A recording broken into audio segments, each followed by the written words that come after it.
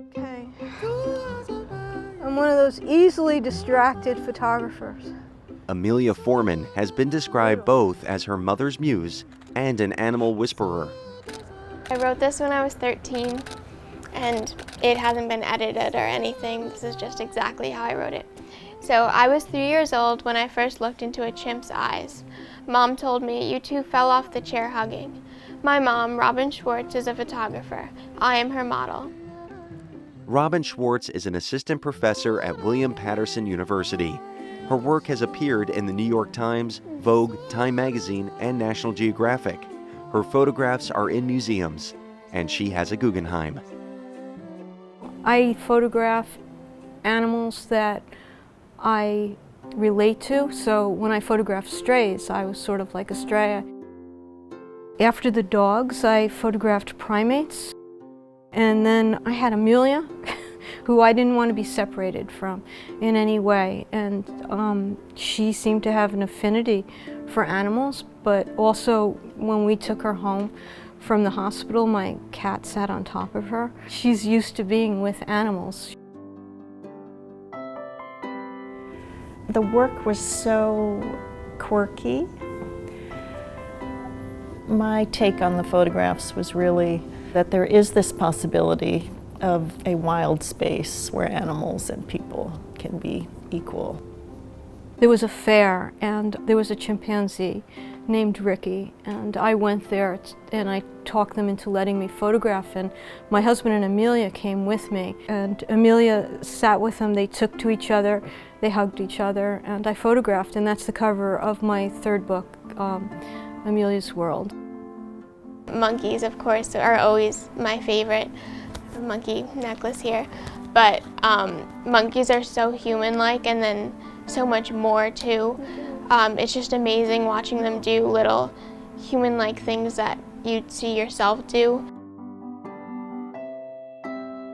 My first book sort of got me in.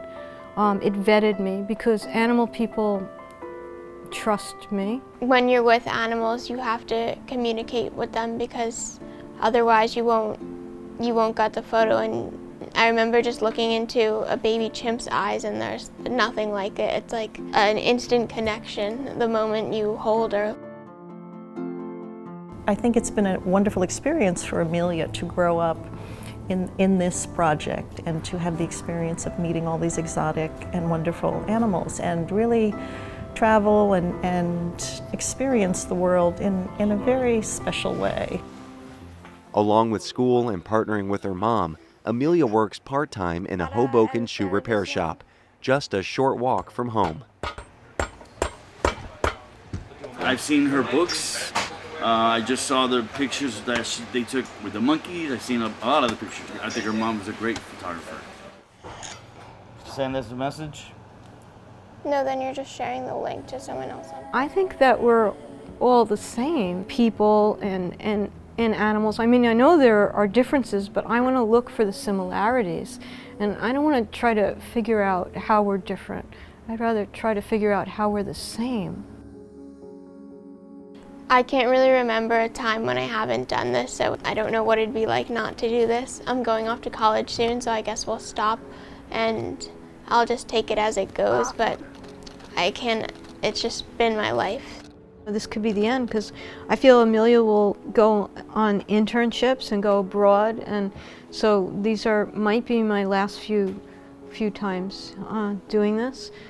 College, graduate school, Guadalajara, FaceTime.